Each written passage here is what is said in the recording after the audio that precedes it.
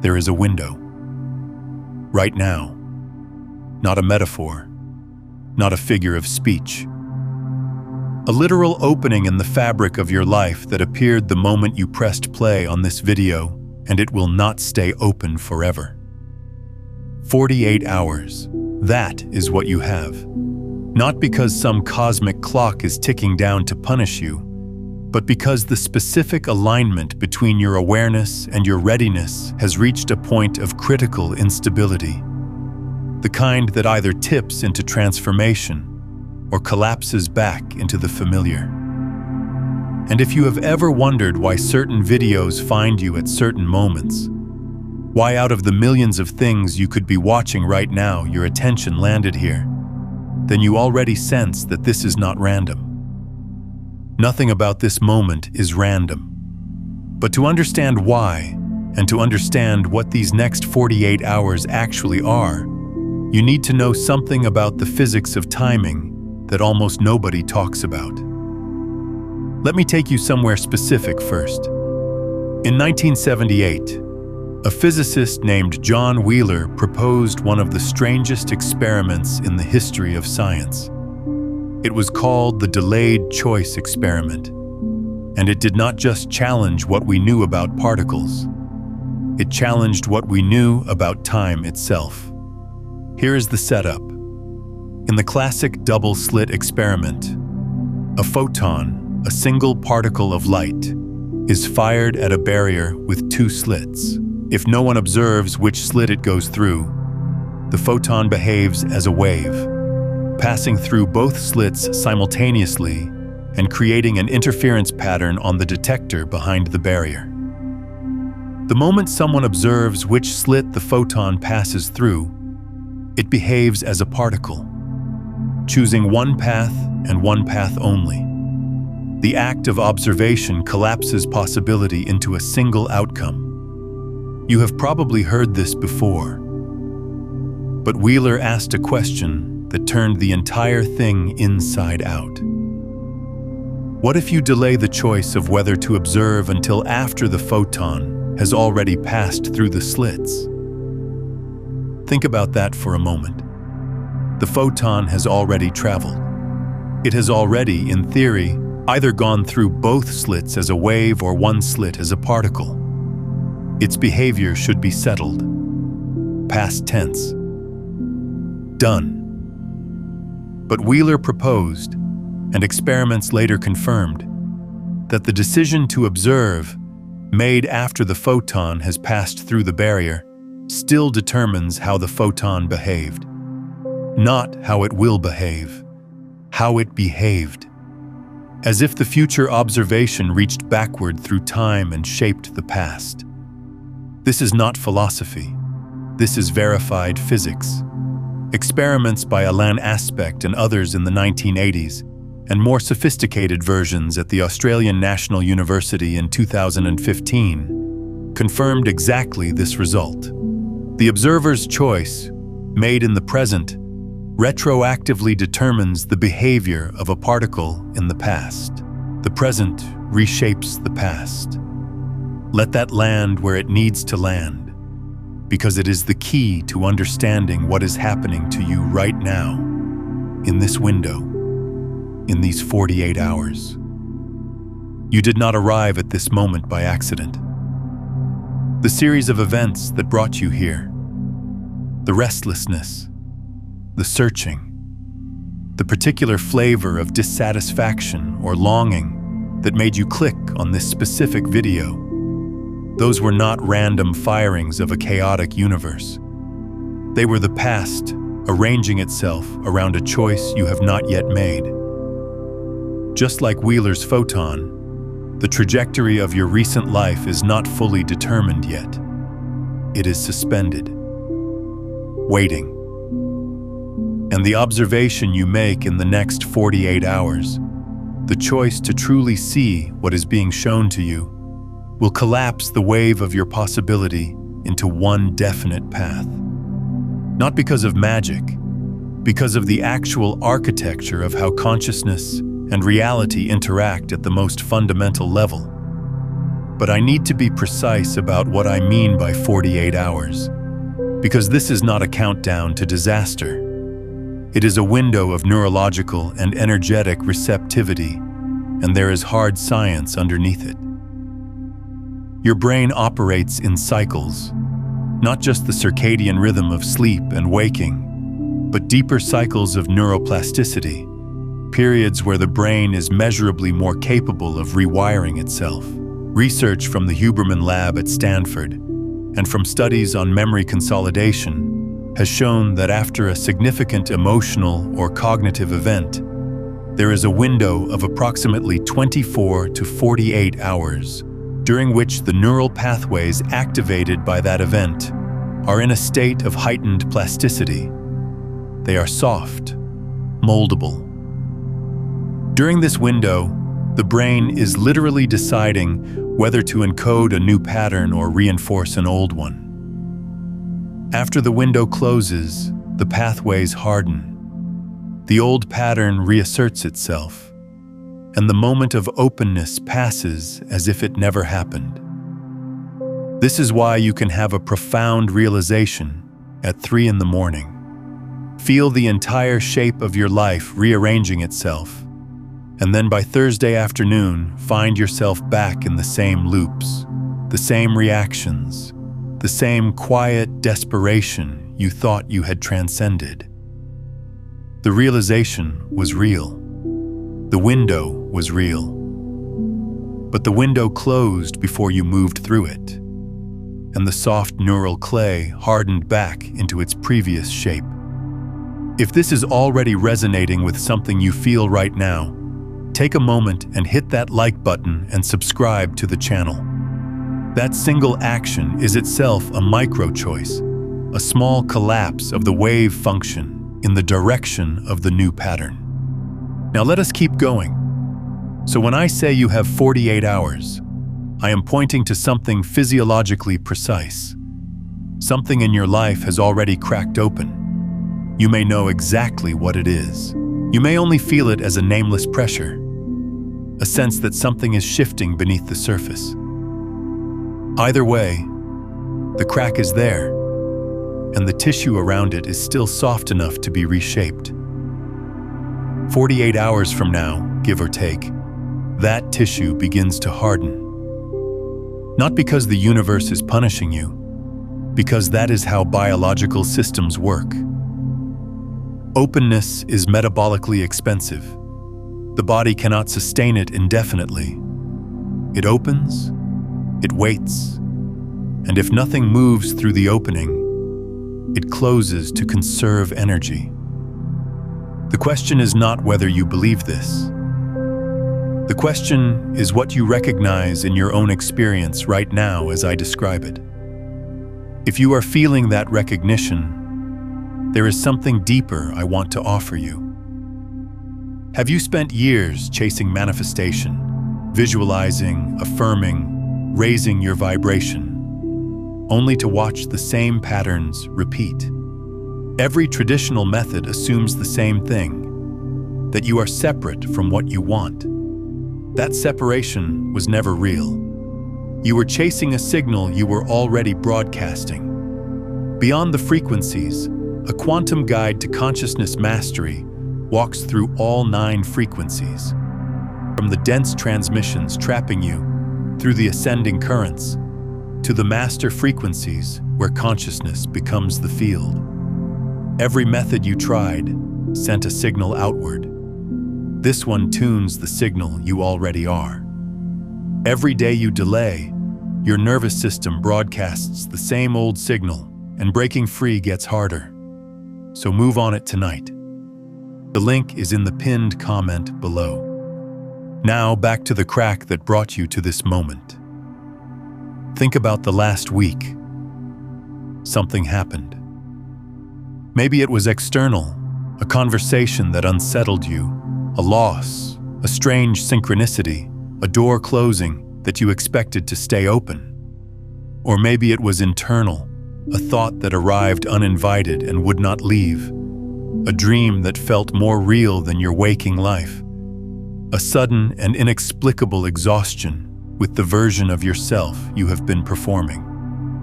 Whatever it was, it cracked the surface. And the fact that you are here, listening to these words at this exact moment, means the crack has not yet sealed. You are still in the window. Now I want to take you deeper into what actually happens inside that window, because it is not what most people think.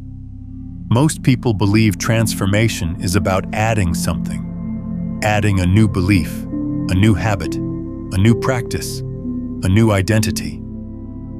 But the physics of phase transitions tells a completely different story.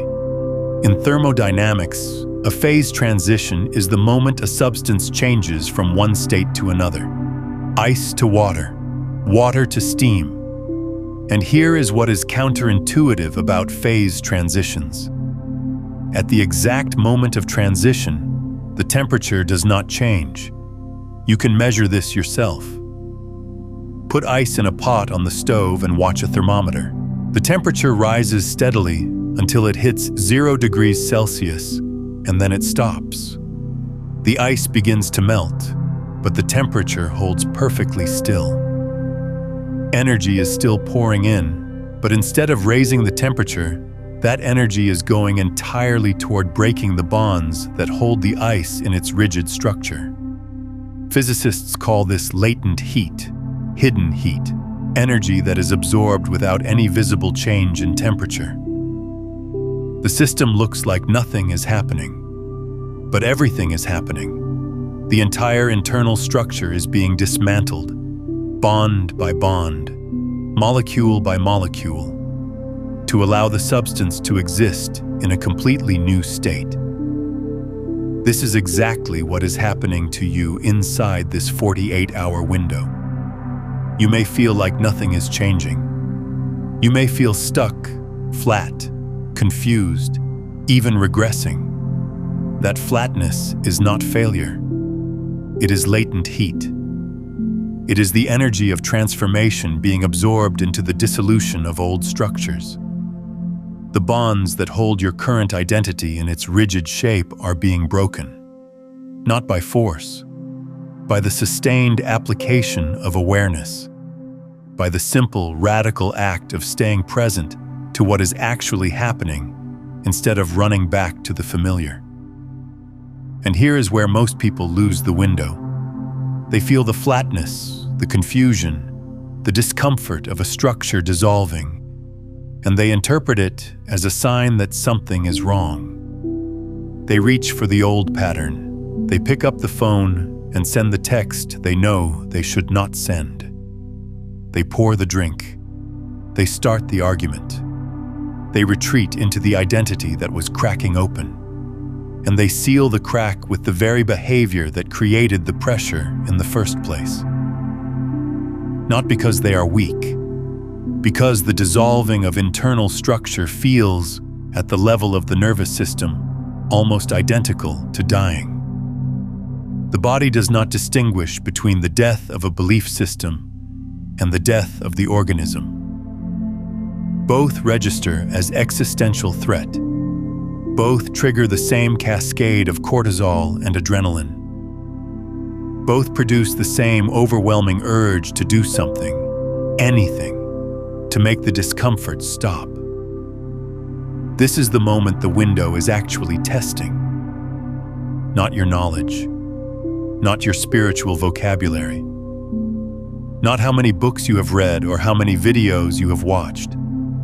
It is testing your capacity to stay in the fire of dissolution without grabbing for the nearest exit. And that capacity is not built in the moment.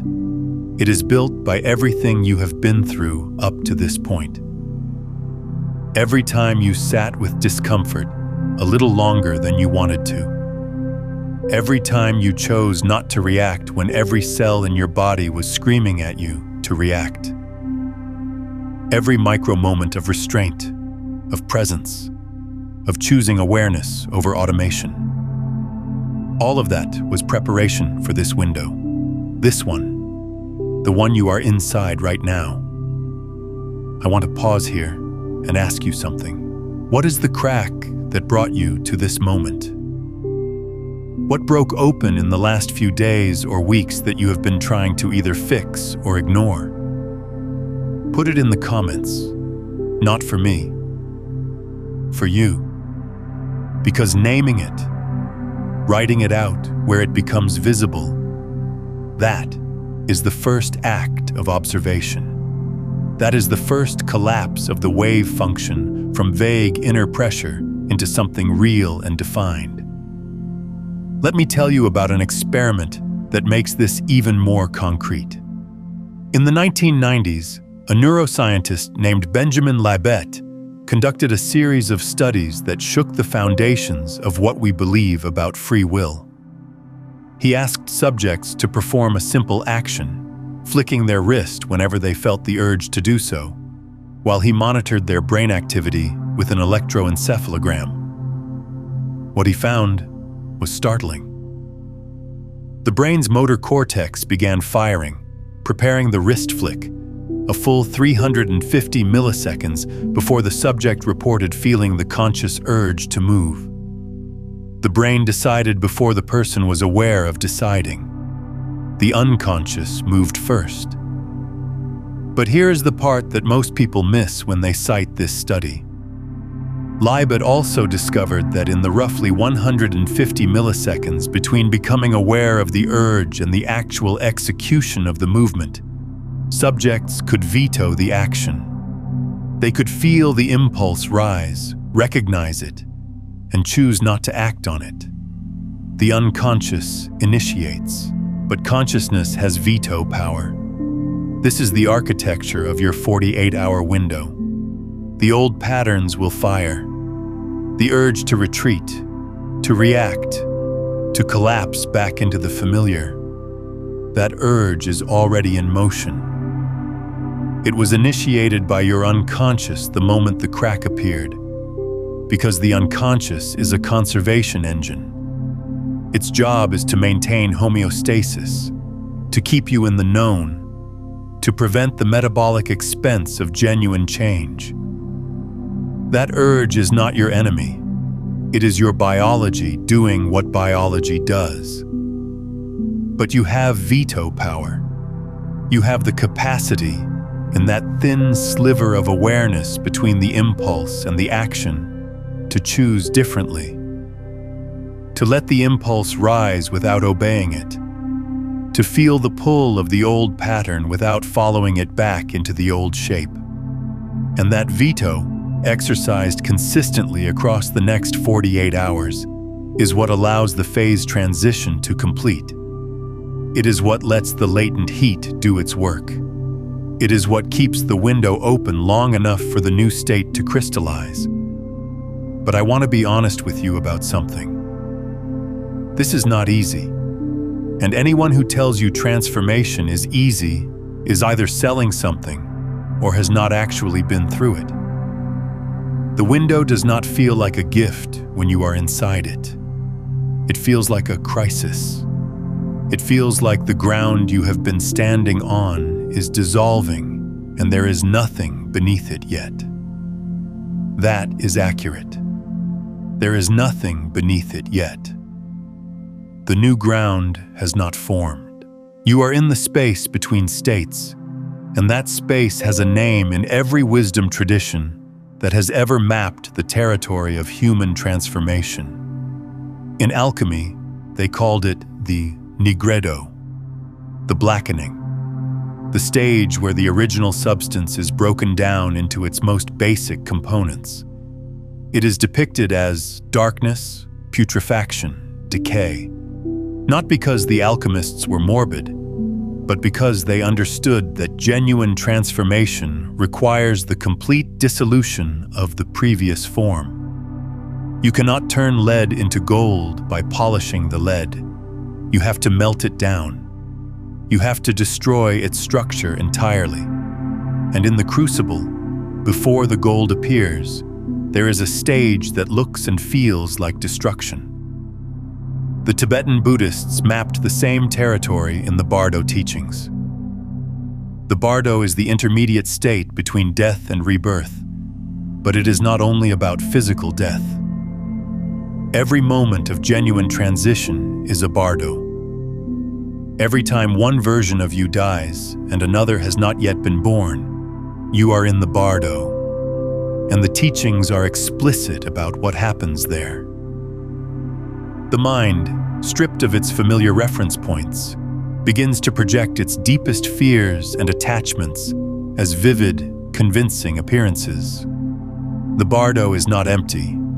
It is full of phantoms, and the practice is to recognize them as projections, as the mind's desperate attempt to reconstitute the old reality and to let them pass without grasping. This is what the next 48 hours may feel like: phantoms.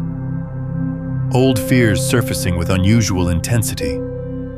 Thoughts you thought you had resolved reappearing with fresh urgency. The sudden conviction that you are making a terrible mistake, that you should go back, that the old life was not that bad, that change is too dangerous, too uncertain, too costly. These are not insights. They are the bardo projections of a psyche in transition, and the practice is the same one the Tibetans prescribed. Recognize. Do not grasp. Let them pass. Now, I want to give you something specific to work with. Not a vague instruction to stay present. Something precise, something you can actually do in the body, in real time, when the phantoms appear. There is a space in your body, and I want you to find it right now, between the base of your throat and the top of your sternum. A small hollow. You can feel it if you press gently with 2 fingers. In traditional Chinese medicine, this point is called Tiantu, and it sits at the junction of the conception vessel and the yin linking vessel. It is associated with the voice, with expression, with the capacity to speak what is true even when truth is uncomfortable. But more relevant to what we are discussing, it is a point where the body holds the tension between what wants to emerge and what is being suppressed. Over the next 48 hours, when you feel the pull of an old pattern, when the urge to retreat or react rises, I want you to bring your attention to this point. Not your fingers, just your attention. Feel whatever is there. It might be tightness. It might be a flutter. It might be nothing at first. Stay with it. Breathe into it. And as you hold your attention there, ask one question. Not with your mind, with your body. The question is simply this: what am I about to choose, and is it the old pattern or the new one? You will know the answer instantly. The body does not deliberate. It does not construct arguments. It knows. And in that knowing, in that split second of recognition, you have access to Libet's Veto. You can feel the old impulse and choose not to follow it, not by suppressing it, not by fighting it, by seeing it clearly and letting it pass through you like a wave that does not need to become action. Do this every time the pull arises, every single time, for 48 hours. That is the practice. It is not complex. It is not esoteric. It is brutally simple and extraordinarily difficult, because the old pattern does not want to be seen. It operates best in the dark, in the automatic, in the space below the conscious awareness. Bringing attention to it is the one thing it cannot survive. And here is why the timing matters so much. Why 48 hours and not a week, not a month, not some open-ended invitation to change whenever you feel ready. There is a concept in nonlinear dynamics called the bifurcation point. It is the precise moment where a system that has been pushed far enough from equilibrium must choose between 2 fundamentally different paths. Before the bifurcation point, the system can still return to its original state. After it, the system has committed to one path or the other, and returning to the previous state requires an entirely new disruption. Your life is at a bifurcation point. The pressure that has been building, the dissatisfaction, the longing, the sense that something fundamental needs to change, that pressure has pushed you far enough from your previous equilibrium that the system cannot simply return to normal. It must choose. And the window in which that choice is most fluid, most responsive to your conscious input, is approximately 48 hours from the moment the pressure reached critical intensity. For some of you, that moment was days ago, and the window is already narrowing. For others, it is happening right now as these words land. You will know which one you are by the quality of urgency you feel. Not panic, not fear. A clean, clear sense that this matters, that this specific moment in your life is not like the others, that something is genuinely at stake. I want to address something directly, because I can feel the resistance some of you are experiencing right now. A part of you is saying, this is manipulation. A part of you is saying this is just artificial urgency designed to keep you watching. And I want to honor that part, because it is doing its job. Skepticism is a form of protection, and protection is a form of intelligence. But I want you to notice something. The part of you that is skeptical and the part of you that clicked on this video are not the same part. The skeptic is the guard at the gate, but something deeper than the skeptic brought you here. Something that does not operate through analysis. Something that recognizes patterns your conscious mind has not yet named. And this is where we need to talk about what the universe actually is when we say the universe knows you have 48 hours. Because I am not using universe as a vague synonym for fate or destiny, or some anthropomorphic intelligence watching you from above. I am pointing to something far more precise and far more strange. In 1982, Alain Aspect and his team in Paris conducted the experiment that confirmed what John Bell had predicted theoretically in 1964.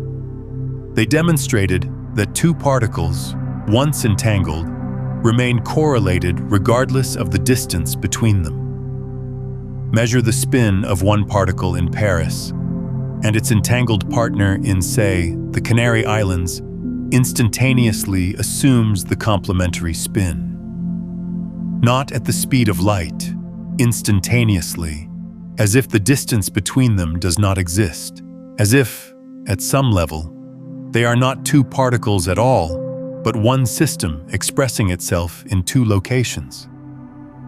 Bell's theorem proved that this correlation cannot be explained by any local hidden variable. There is no secret message passed between the particles. There is no signal traveling from one to the other.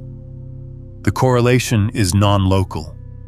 It is built into the fabric of reality at a level deeper than space and time.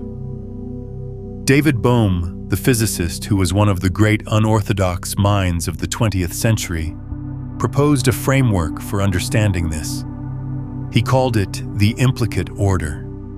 His idea was that what we experience as separate objects, separate events, separate moments in time, are actually unfolded expressions of a deeper, enfolded reality where everything is interconnected. Like a hologram, where every fragment contains information about the whole. The separation we perceive is real at one level, the explicate order, but it emerges from an underlying wholeness where the boundaries between things do not exist. If Bohm is right, and the experimental evidence for non-locality strongly suggests that something like his framework is necessary, then the phrase "the universe knows" is not mystical shorthand. It is a description of how reality actually works. You are not separate from the field of reality. You are an expression of it. And when the field shifts, when the implicate order rearranges itself, you feel it. Not as an idea, as a pull, as an inexplicable certainty that something is changing, as the strange, specific restlessness that brought you to this video at this moment. The universe does not know. You have 48 hours the way a person knows what time their appointment is. It knows the way a wave knows the ocean. It knows because you are not separate from it. Your window is its window. Your bifurcation point is a bifurcation point in the field itself, expressing through you, as you. And this is why the choice you make in this window matters beyond your personal life. This is not just about you getting unstuck or finally making the change you have been postponing. Every time a single node in the field, a single point of consciousness, chooses the new pattern over the old one, it shifts the probability landscape for every other node. This is not metaphor. This is how entangled systems work. A measurement at one point instantaneously affects the state at every correlated point. Your transformation is not a private event. It is a non-local event. It ripples. But let me bring this back down from the cosmic to the immediate, because the cosmic is useless if it does not change what you do when you put this video down. There is a specific phenomenon I want you to watch for over the next 48 hours. I call it the last temptation of the old self. It happens in every genuine transition, and if you do not know to look for it, it will catch you completely off guard. Here is how it works. As the old structure begins to dissolve, as the latent heat does its work, and the bonds of the previous identity start to break, the old self makes one final, extraordinarily convincing bid to reassert itself. And it does not come as obvious self-sabotage. It comes disguised as wisdom. It comes as a perfectly reasonable argument for why now is not the right time. It comes as a sudden opportunity that looks like exactly what you have been wanting, but is actually a more sophisticated version of the same trap. It comes as a feeling of peace that is not real peace, but the relief of surrendering back to the familiar. The way to distinguish the last temptation from genuine guidance is precise. Genuine guidance, the kind that comes from the deeper intelligence you are learning to trust, has a quality of expansion. Even when it is scary, even when it asks you to do something uncomfortable, it opens something in the chest. It makes the world feel larger. The last temptation, no matter how reasonable it sounds, has a quality of contraction. It makes the world feel smaller. Safer, yes, but smaller. If you pay attention to the body, not the mind's arguments, but the body's response, you will feel the difference immediately. Expansion versus contraction, opening versus closing. These are not abstract qualities. They are physical sensations, measurable in the dilation of your breath, the relaxation or tightening of your jaw, the openness or guardedness of your posture. The mind can be fooled. The body cannot. Not at this level. Tell me in the comments, have you felt it? That last temptation disguised as wisdom, the perfectly logical reason to retreat right when you were on the edge of something new. I want to hear your story because when you name it, it loses its power over you. So here is what I am asking you to do. Not believe, not hope, not affirm. Do. For the next 48 hours, treat your body as the primary instrument of navigation. When a decision arises, any decision, From the significant to the seemingly trivial, pause. Find that point at the base of your throat. Breathe into it and feel whether the choice you are about to make opens you or closes you. Then choose the opening every time, even when it is uncomfortable, especially when it is uncomfortable, because comfort in the middle of a phase transition is almost always the old pattern wearing a disguise. I want to go deeper into why this particular moment in time carries the weight it does, because there is something happening that extends beyond your individual biography. There is a phenomenon in physics called resonance. When you strike a tuning fork and hold it near another tuning fork of the same frequency, the second fork begins to vibrate without being touched. The energy transfers through the medium of the air, but only if the frequencies match. If the forks are tuned to different frequencies, nothing happens. The energy passes through without effect. You are a tuning fork, and the frequency you are tuned to determines what you resonate with in the field of experience.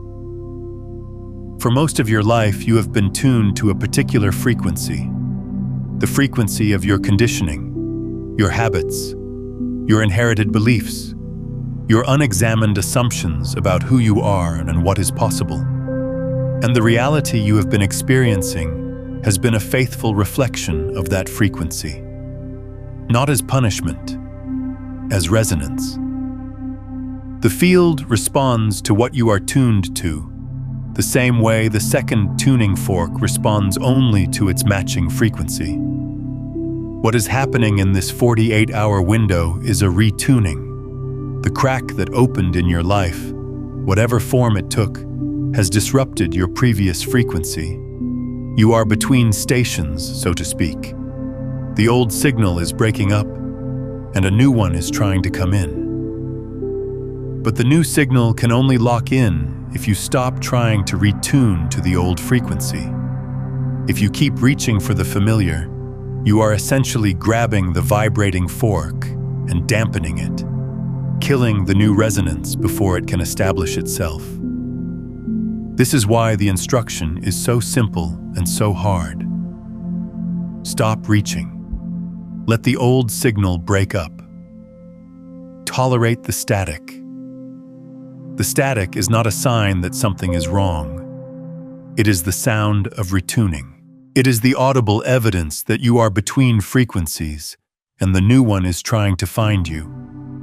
There is a specific quality to the static that I want you to be able to recognize, because it has a texture that is different from ordinary confusion or distress.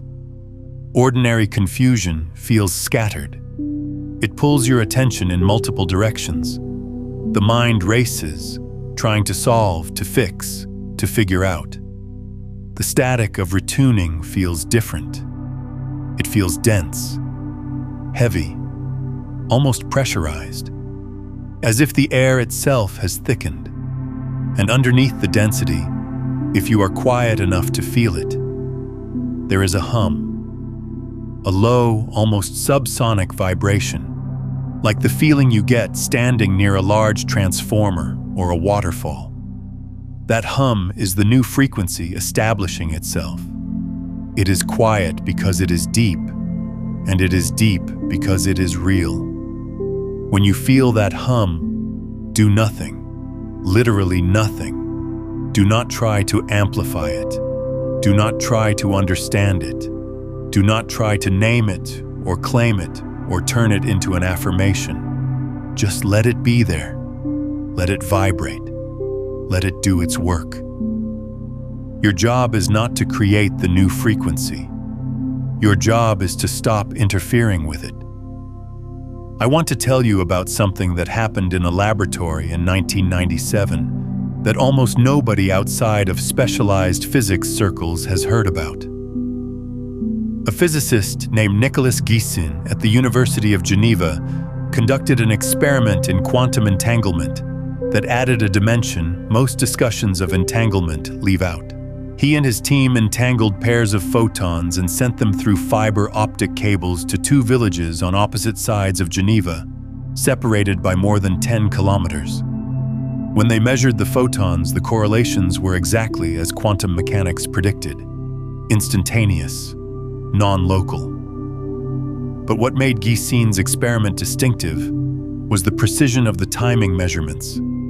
He was able to demonstrate that if any signal were traveling between the two photons to coordinate their behavior, it would have to travel at least 10,000 times the speed of light. 10,000 times. Effectively, the correlation was not just faster than light. It was, for all practical purposes, outside of time altogether. Outside of time. Sit with that. The correlation between entangled particles does not travel through time. It exists in a domain where time, as we experience it, does not apply. And here is why that matters for you right now in this window. The part of you that is shifting, the deep structure that is being retuned, does not operate in linear time. The conscious mind does. The conscious mind experiences past, present, future as a sequence. But the deeper layers of your being, the layers where identity is actually formed and reformed, operate in something closer to what Guissin's photons demonstrated. A domain where the future and the past are not separate from the present. Where the choice you make now does not just affect what comes next. It retroactively reshapes what came before. This is Wheeler's delayed choice experiment applied to your life. The observation you make in this window, the choice to see clearly, to stay present, to let the old structure dissolve.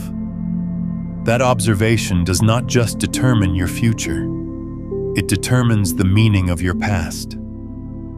Every painful experience, every apparent failure, every detour and dead end, those events are not fixed. Their meaning is suspended, like Wheeler's photon, waiting for the observation that will collapse them into one story or another. Choose the old pattern, and those experiences remain evidence that life is hard, that change is impossible, that you are fundamentally limited. Choose the new pattern, and those same experiences retroactively become preparation. Training, the necessary breaking down that preceded the breakthrough. The past is not what happened to you. The past is what you decide it means, and that decision is most fluid right now, in this window, while the structure is still soft.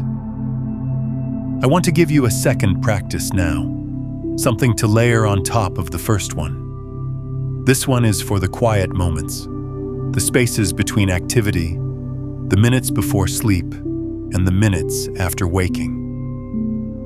In those liminal spaces, when the conscious mind is loosening its grip and the deeper layers are more accessible, I want you to do something very specific.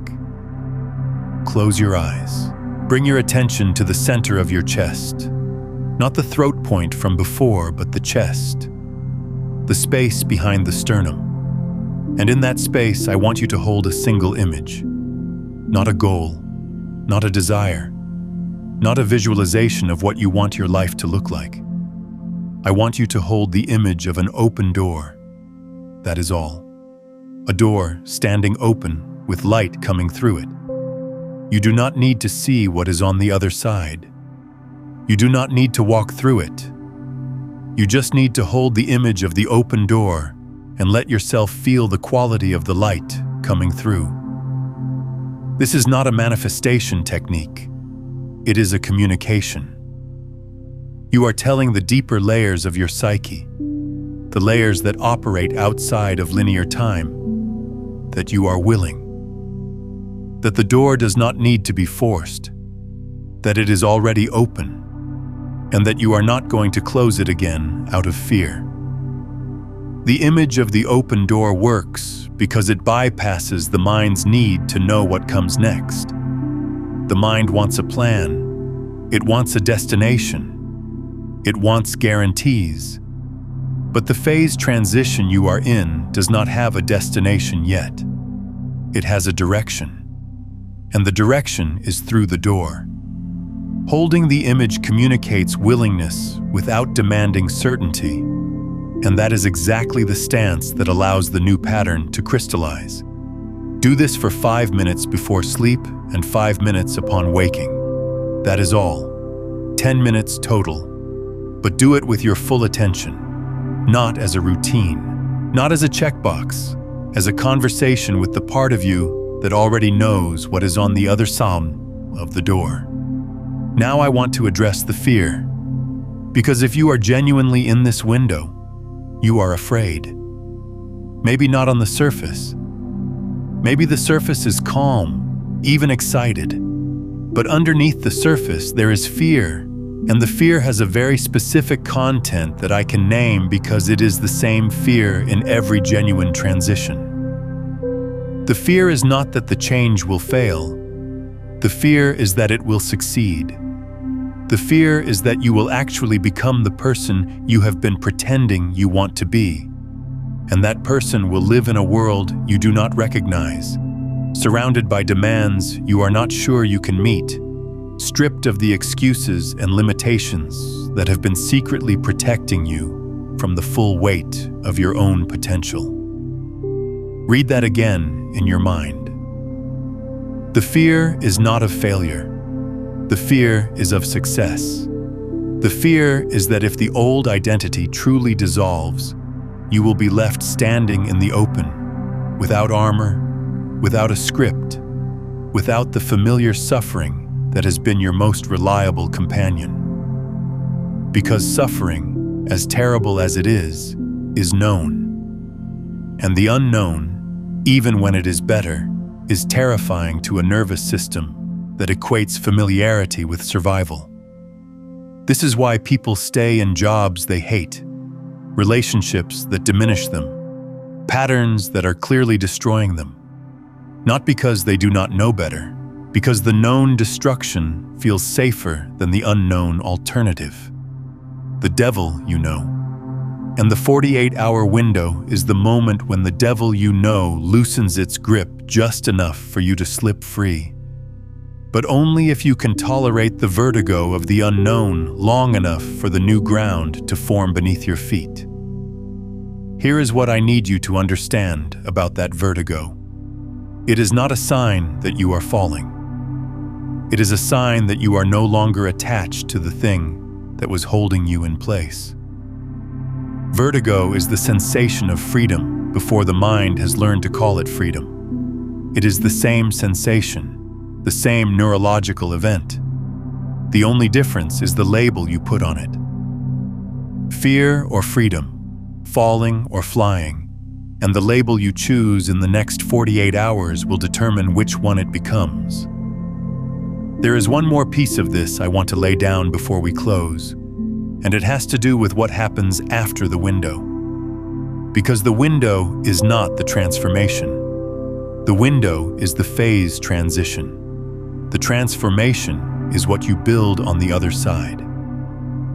When water completes its phase transition from ice, it does not immediately become a river. It becomes liquid water, sitting in the same pot, in the same kitchen. But its properties have fundamentally changed. It can flow. It can take the shape of whatever container it enters. It can dissolve things that ice could not. It can nourish in ways that ice could not. The external circumstances may look the same for a while, but the internal structure is entirely different. And because the internal structure is different, the way reality organizes around you begins to shift. Not overnight, not in a flash of light, in the quiet, persistent way that water shapes stone, through presence, through consistency, through the gentle, relentless application of a new way of being. After the 48 hours, the practice does not stop, but it changes. During the window, the practice is about not interfering, about letting the dissolution happen, about vetoing the old pattern. After the window, the practice becomes about building, about consciously choosing, moment by moment, the thoughts, the actions, the relationships, the environments that are consonant with the new frequency, about protecting the new resonance the way you would protect a flame in wind. Not with force, with attention, with care, with the understanding that what has just been born in you is real but fragile, and it needs time to strengthen before it can withstand the full force of the world's insistence that nothing has changed. Because the world will insist. The people around you, the systems you are embedded in, the habits that have shaped your environment, all of these carry the imprint of your old frequency, and they will push back. Not maliciously, automatically. The way a river pushes back against a new stone in its bed. The water does not hate the stone. It simply follows the path of least resistance, and the stone is in the way. You are the stone now, and the river of your old life will push against you until it finds a new path around you. That takes time. That takes patience. That takes the willingness to be uncomfortable, to be misunderstood, to be temporarily out of place in your own life. But here is what I want you to hold on to. The river always finds a new path. Always. It has no choice. It is water. It flows. And once it finds the new path becomes the natural one, and the old one dries up and disappears as if it were never there. The discomfort is temporary. The transformation is permanent. But only if you do not move the stone. Only if you hold your position through the initial resistance. Only if you trust the process more than you trust the discomfort. Before we go further, I want to say this. Consider coming back to this video tomorrow morning. Listen to it again when the window is still open, when the neural pathways are still soft, and let it reinforce the new pattern before the old one has a chance to reassert itself. And if someone came to mind while you were listening, someone you know who is in their own window right now, send this to them. That is not a small thing. When you share this kind of awareness with someone who is ready to receive it, you create an entanglement between your transformation and theirs. The same non-local correlation we discussed with aspects photons begins to operate between 2 points of consciousness, choosing the new pattern simultaneously. Your shift accelerates theirs. Theirs reinforces yours. The field responds to coherence, and 2 tuning forks vibrating at the same new frequency are exponentially more powerful than one. 48 hours. That is the window.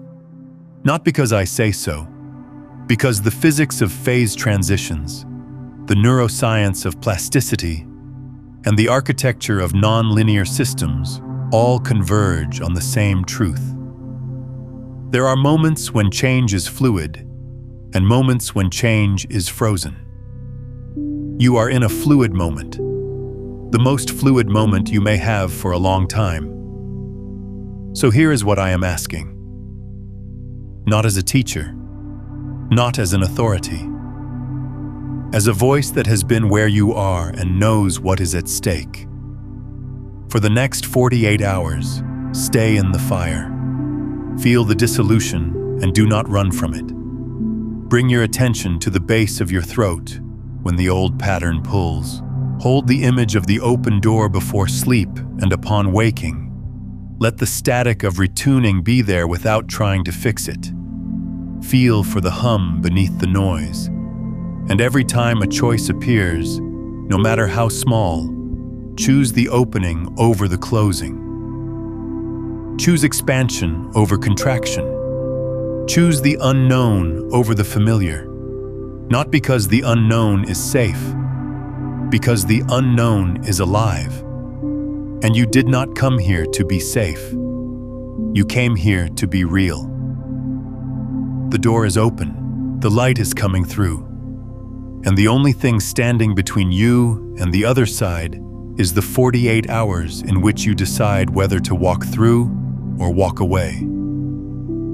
You already know which one you are going to choose. You knew before you pressed play.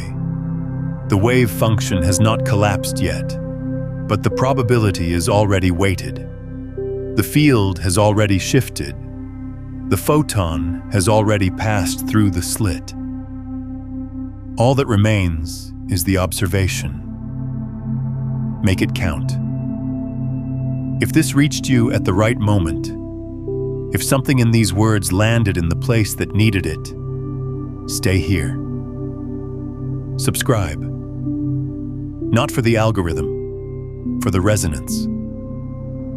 So the next time a window opens, the next time the field shifts and you need a voice in the static, this channel is where you find it. Leave a comment. Not for engagement metrics, because the act of articulating what you felt makes it real. It collapses the wave function from private experience into shared reality. And share this with the one person you know who is in their own window right now. You already know who they are. Their face appeared in your mind before I finished the sentence. Trust that. The field does not make mistakes. 48 hours, the door is open, and you are ready. You have been ready longer than you know.